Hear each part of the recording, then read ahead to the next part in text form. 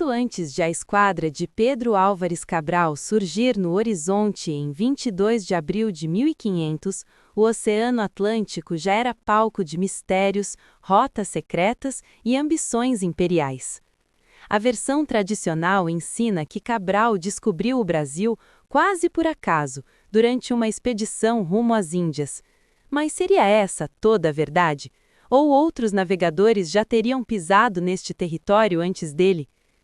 Para compreender essa questão, é preciso retornar a 1494, quando Portugal e Espanha assinaram o Tratado de Tordesilhas. O acordo traçava uma linha imaginária no Atlântico, dividindo as futuras terras descobertas entre as duas coroas. Curiosamente, a linha favorecia Portugal ao incluir parte do território que hoje corresponde ao Brasil. Surge então uma dúvida inquietante. Por que Portugal insistiria em deslocar essa linha mais para o oeste se não tivesse alguma suspeita da existência de terras naquela direção?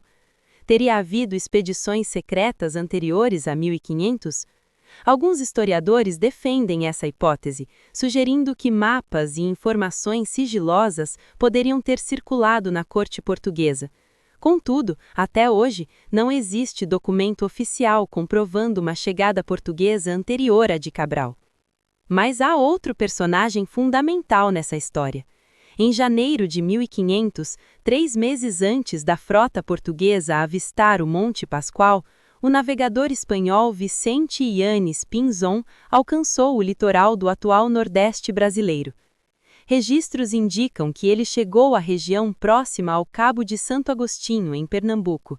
Isso significa que, cronologicamente, Pinzón pode ter sido o primeiro europeu a chegar ao território brasileiro naquele ano. No entanto, devido às cláusulas do Tratado de Tordesilhas, a Espanha não pôde reivindicar oficialmente a posse dessas terras, pois estavam na zona atribuída a Portugal. Assim, a história oficial consagrou Cabral como responsável pela descoberta. E se voltarmos ainda mais no tempo?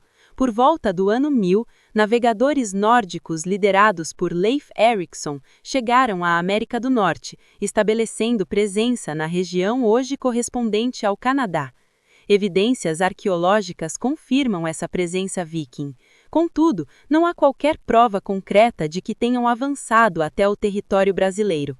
A hipótese é fascinante, mas carece de respaldo histórico ou arqueológico. Enquanto os europeus disputavam rotas e territórios, é fundamental lembrar que o Brasil não era uma terra vazia. Muito antes das caravelas cruzarem o Atlântico, milhões de indígenas já habitavam estas terras há milhares de anos. Sociedades complexas, culturas diversas, línguas próprias e profundo conhecimento ambiental já existiam aqui. Portanto, o conceito de descoberta é uma construção eurocêntrica. Para os povos originários não houve descoberta, houve encontro, invasão e, posteriormente, colonização. A verdadeira questão, então, não é apenas quem chegou primeiro, mas quem registrou, reivindicou e consolidou o domínio político sobre o território. A chegada de Cabral foi oficialmente reconhecida porque resultou na posse formal em nome da coroa portuguesa. Esse ato jurídico e simbólico marcou o início da colonização que transformaria profundamente o destino da região. Assim, a resposta histórica é complexa. É possível que Vicente Yanes Pinzón tenha sido o primeiro europeu a chegar ao Brasil em 1500. É possível que Portugal suspeitasse de existência de terras a oeste antes da viagem de Cabral. Mas não existem documentos definitivos de uma expedição portuguesa anterior oficialmente registrada. O que é certo é que o território já possuía uma longa e rica história muito antes da chegada europeia. A história da chegada ao Brasil, portanto, não é uma linha simples e incontestável. É um mosaico de interesses políticos, disputas imperiais, hipóteses historiográficas e múltiplas perspectivas. E talvez o maior aprendizado seja este. A história não é apenas sobre quem chegou primeiro, mas sobre quem teve o poder de escrever os registros que chegaram até nós. No final do século XV, a Europa vivia uma era de intensas transformações. reinos buscavam novas rotas comerciais, especiarias valiosas e territórios estratégicos. Portugal, pequeno em território, mas gigantesco em ambição marítima, destacava-se como pioneiro nas grandes navegações. Sob o impulso do infante Henrique, o Navegador, décadas antes, os portugueses haviam aperfeiçoado técnicas náuticas, desenvolvido a caravela e acumulado conhecimento sobre ventos e correntes oceânicas. Em 1494, o mundo foi simbolicamente dividido entre duas potências ibéricas através do Tratado de Tordesilhas, assinado por Portugal e Espanha. Essa linha imaginária, traçada a oeste das ilhas de Cabo Verde, determinava quais terras pertenceriam a cada reino. Poucos imaginavam que esse acordo teria impacto direto sobre um território ainda desconhecido do outro lado do Atlântico. No ano de 1500, o rei Dom Manuel I organizou uma grande expedição rumo às Índias, com o objetivo de consolidar o comércio de especiarias inaugurado por Vasco da Gama. O comando da frota foi entregue a Pedro Álvares Cabral, um nobre experiente encarregado de liderar 13 embarcações e cerca de 1.500 homens. A esquadra partiu de Lisboa em março de 1500.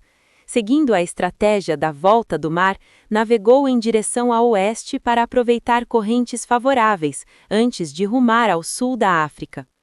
Esse movimento ampliava o alcance da rota e, ao mesmo tempo, aumentava as possibilidades de encontrar novas terras.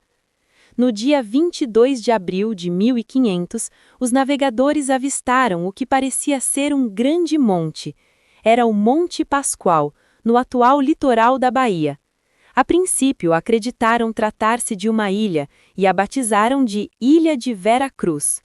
Naquele instante, iniciava-se um dos capítulos mais debatidos da história brasileira. Teria sido acaso ou estratégia deliberada? Alguns historiadores defendem que a chegada foi acidental, consequência natural da rota marítima. Outros sugerem que Portugal já suspeitava da existência de terras a oeste, possivelmente com base em informações sigilosas. O fato é que, oficialmente, a descoberta foi registrada como um encontro inesperado. Poucos dias após o desembarque, ocorreu o primeiro contato entre portugueses e os povos indígenas que habitavam o território há milhares de anos. Eram comunidades diversas, com culturas próprias, línguas distintas e profundo conhecimento da natureza. A narrativa tradicional fala em descobrimento, mas é importante reconhecer que aquelas terras já eram amplamente habitadas. O escrivão da frota, Pero Vaz de Caminha, escreveu uma longa carta ao rei relatando a paisagem exuberante, a fertilidade do solo e o encontro com os indígenas. A chamada Carta de Caminha é hoje considerada o primeiro documento escrito sobre o Brasil, descrevendo a terra como abundante e promissora. A recepção inicial foi marcada por curiosidade mútua. Houve troca de objetos, gestos amistosos e celebrações. No entanto, aquele contato representava o início de transformações profundas e irreversíveis para os povos originários. O que começou como exploração comercial, logo se tornaria colonização. Após alguns dias, Cabral tomou posse oficial da terra em nome da coroa portuguesa, celebrando uma missa conduzida por Frei Henrique de Coimbra. A cruz foi erguida como símbolo da fé cristã e da autoridade portuguesa. O território passou a ser chamado Terra de Santa Cruz. A expedição permaneceu pouco tempo. Parte da frota seguiu viagem rumo às Índias, cumprindo o objetivo principal da missão. Durante os primeiros anos, o interesse português concentrou-se sobretudo no comércio de pau-brasil, madeira valiosa utilizada para tintura na Europa. O nome Brasil surgiu justamente dessa atividade econômica. A exploração do pau-brasil deu origem a feitorias ao longo da costa e marcou o início da presença permanente portuguesa. Com o tempo, a terra passou a ser conhecida como Brasil, substituindo o nome religioso original. A colonização efetiva só se intensificou décadas depois, com a criação das capitanias hereditárias e, posteriormente, do governo geral. A ocupação visava proteger o território de invasões estrangeiras e ampliar a produção agrícola, especialmente de açúcar, que se tornaria o principal produto econômico do período colonial. No entanto, a chegada dos europeus trouxe consequências dramáticas para os povos indígenas. Doenças desconhecidas, conflitos armados e processos de escravização provocaram queda populacional e desestruturação social. A chamada descoberta foi para muitos o início de um período de sofrimento e resistência. Além dos indígenas, milhões de africanos foram trazidos ao Brasil como escravizados, formando a base da economia colonial. A história da formação do país é marcada por encontros culturais, mas também por violência, exploração e desigualdade. Ao longo dos séculos, o território descoberto em 1500 transformou-se em colônia, depois em Reino Unido a Portugal e finalmente em nação independente em 1822. A herança desse processo moldou profundamente a identidade brasileira, sua diversidade cultural e suas contradições sociais.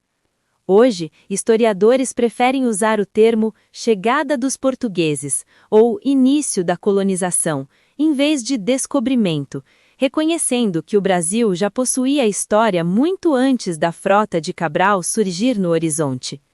A verdadeira história da descoberta do Brasil, portanto, não é apenas a narrativa heróica de navegadores destemidos, é também a história dos povos que aqui viviam, das transformações culturais profundas e dos impactos que ecoam até os dias atuais.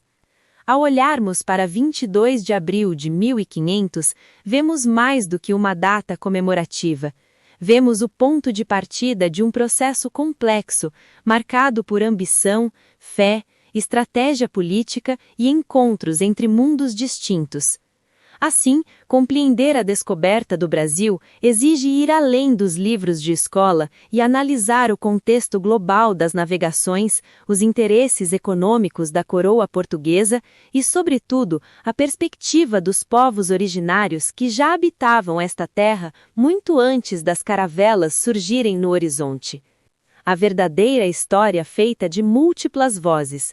E somente ao ouvi-las podemos entender plenamente o significado daquele momento em que do alto do Convés, marinheiros portugueses avistaram um novo continente, sem saber que estavam mudando para sempre o destino de milhões de pessoas.